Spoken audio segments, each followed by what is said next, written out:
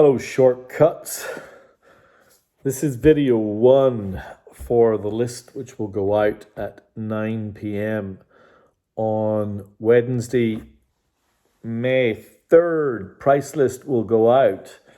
I have a list here that will start with some blues. Actually, we'll start with some box sets, then some blues, some jazz, some reggae, and soul. How about that? All right. So we're gonna share the love with with shortcuts this week. I managed to hit a website at just the right time, a US-based website that was selling a whole raft of box sets at really reduced prices, even with the shipping from the US. So there are a bunch of my mates have grabbed nearly all of them now, but there are 3 left over, and they're all superb. I'm going to start with this. These are all still sealed. This is the recent box set of Sulk by the Associates. The Associates, this record was released, I think it was their second album, released in 1982. Billy McKenzie, the lead singer. Think big, operatic, massive soundscapes, hugely dramatic voice, melodrama, all roads and directions. It's just it still sounds massive and weird and idiosyncratic even now, 40 years later. This box set has a whole bunch of extras. You can read about them separately. It's the deluxe box set, a book and a bunch of CDs and all sorts. Just huge amount of music to absorb. This, in 1982, Melody Maker magazine in the UK voted this their album of the year. It's a cult classic. If you don't know it, investigate. The box sets will all be I'm basically going to pass them on at the same price that I got them, just because they were so ridiculously cheap. For example, this My Funny Valentine, Miles Davis, I think it was 1962. Herbie Hancock on piano, Ron Carter on bass, still sealed, as you can see. The MoFi pressing, a beautiful copy. I kept one. Someone else can grab one. Just a beautiful thing. And the final of the kind of audiophile / box sets is there's so much. The 4LP Bernie Grundman special remaster and repress of Prince's Sign of the Times. As it says on the hype sticker here, remastered for the first time. 180 gram, 4 vinyl records, and so a double LP of the album, and then single mixes, edits, remasters, B-sides, 12 inches make up the other 2 records. That is wonderful. So there, the box sets that are up for grabs. I was at the right place at the right time. So there's my copy of the Sulk. I'm passing it on. All right, now we've talked about the box sets. It's time to get into the bulk of the list. I'm going to start with 3 blues records, all quite different.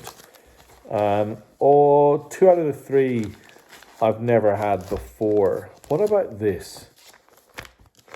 John Lee Hooker, live at Soledad Prison. Recorded in California in 1972. It's super raw. They're belting through the songs. It's still remarkably in the shrink wrap. It's in wonderful condition. You might remember, some of you may have been lucky enough to get the represses that I've been able to get my hands of from Vinyl Me Please's Serve Me Right to Suffer. It has a live version of Serve Me Right to Suffer, but the highlight is the 8-minute, I think it would have been 8 minutes. I think it's 5-minute version of Bang Bang, Bang Bang, the last track.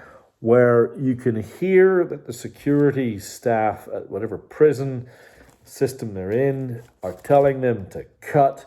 They're halfway through belting through the tune, and you hear John Lee Hooker say, "That's it," and everything stops dead. I can only imagine what must have been going on. You can hear the hubbub. It's a remarkable moment. Very different. This is Stevie Ray Vaughan and Double Troubles, Couldn't Stand the Weather. Stevie Ray Vaughan's second record, his follow-up to Texas Flood, which many think of as kind of reintroducing the blues to America in the 1980s, seen as somewhat of a trend-setting record, kind of got mythical status. My cards on the table, I don't hear it. I'm not a fan. But I know that this record is revered. I think that if you're going to cover Voodoo Child's Slight Return, I don't know. That takes a certain amount of bollocks. And I just don't know if Stevie Ray Vaughan can carry it off. But it's revered. It's loved. I don't know. I'm probably wrong. I'm not wrong about this one, though. Junior Wells, Southside Blues Jam, with Buddy Guy, Otis Spann, and Louis Myers on drums. Otis Spann on piano, and Buddy Guy, what a guitarist. So he underplays, and I think that's what makes him so great. And then Junior Wells on blues harmonica and those belting vocals. This is on the Delmark label. It's absolutely immaculate with Obi. Follow up to Hoodoo Man Blues, which often tops the list of the greatest blues albums of all time. Now, that record is super tight. There isn't a song over 3.5 minutes. It's not a even microsecond out of place. The clue is in the title of this one, though. The Southside Blues Jam is a different beast. It's got a groove. It's got a few tracks that kind of trinkle past 5 minutes. It's much looser, far more. You can tell that there's decisions being made in the moment, but the musicianship and I think, and this is not, the number of times I say this, Otis Spann is the star of the show. He's phenomenal. Three very different and very interesting blues records. We've got Chicago Blues, Stevie Ray Vaughan from Texas, and John Lee from the Deep South. Anyway, I'm very intrigued as to when anyone picks those up, and I'd love to hear more. All right, now we've got another kind of triplet here of female vocal jazz. We've got Ella Fitzgerald, her Ella record from 1968. We've got Abby is Blue, Abby Lincoln, maybe genuinely one of the greatest jazz singers. I think Ella obviously is upper echelon. Abby Lincoln, and then the debut album by Terry Thornton, The Devil May Care. Now, the Ella record is not on Discogs. This is super rare. It's a 1968 record. I think it was the follow-up to Sunshine of Your Love, which was her attempt to create definitive versions of songs that are in the rock canon as opposed to in the soul or jazz canon. And this is a follow-up. But this has got really interesting songs too. I'll Never Fall in Love Again, Savoy Truffle, which is obviously on the Beatles. I think it's on the White Album. But interestingly here is credited to my hero, Harry Nilsson. Knock on Wood, that soul song. Really interesting record. on the Reprise label, and a very deep and soulful sound it is too. So, whilst it's obviously jazz vocals, it brings a contemporary mix, and it's a really interesting record. The Devil May Care songs by Terry Thornton. I think this is the jewel in the Nile. This is the one that you won't have heard of. Whoever picks this up will put it on and will go, wow. Just read the review on allmusic.com. The musicianship, her voice is it's quite cut glass. It's quite intimidating when you first hear it. You can see on the back here, there she is. Obviously you can hear the gospel overtones. Wynton Kelly, Jimmy Cobb on drums. The drum sound is massive for this type of record. Very distinctive. Give this a listen, and you might be pleasantly surprised. And my favourite of the three, Abbey Lincoln, Abbey is Blue. Now, this record is more akin to political Nina Simone.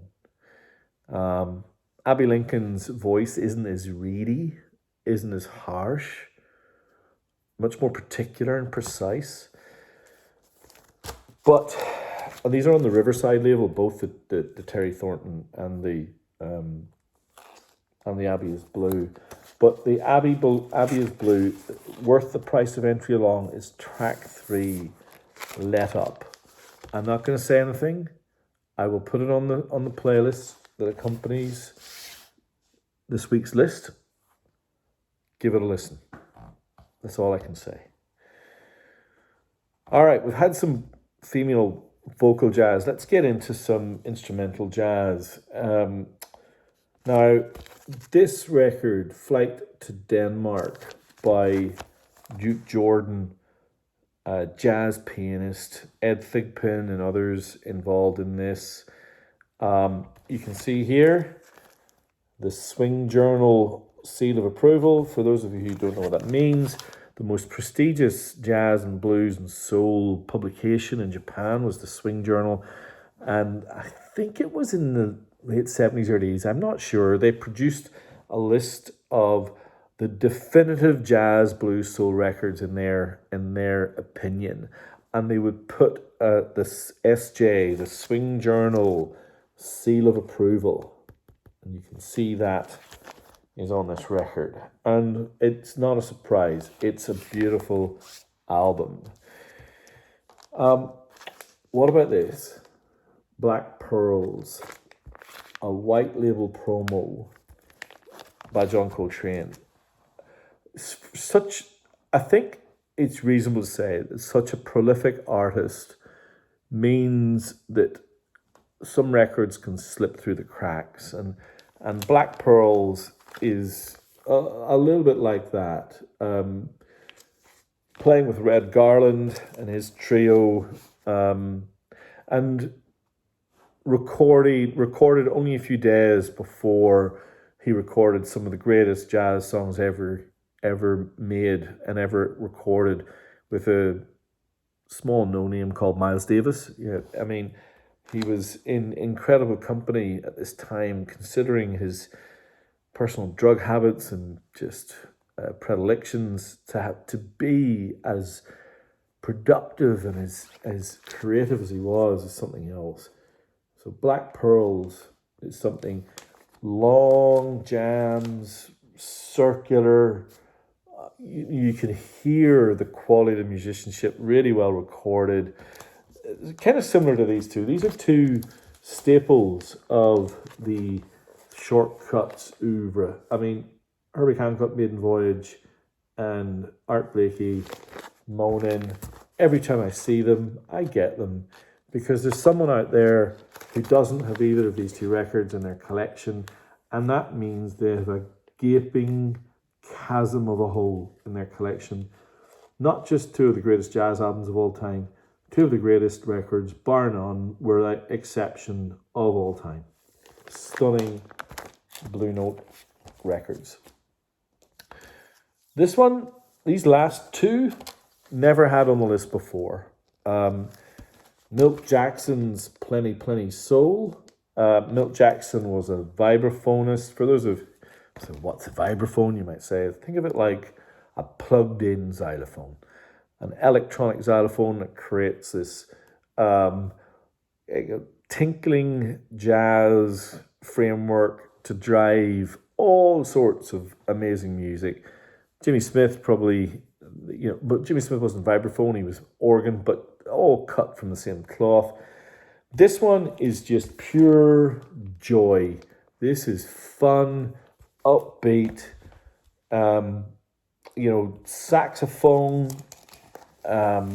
driving rhythms. I'm trying to remember, Cannonball Adderley was the saxophonist, and Horace Silver plays piano, and again, just super quality on this one. Not as well known as some of the others on this list, but that's no downgrade on quality. And then finally, this is one of my great discoveries. Jazz Impressions of Japan, the Dave Brubeck Quartet.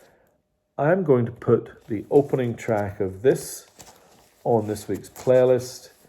Soon as you hear it, you will think Japan. It's called Tokyo Traffic. Although, whilst I love this album, the only song really that became part of his repertoire, because I've got a bunch of his live albums, is the closing track, Koto Song, which is really beautiful.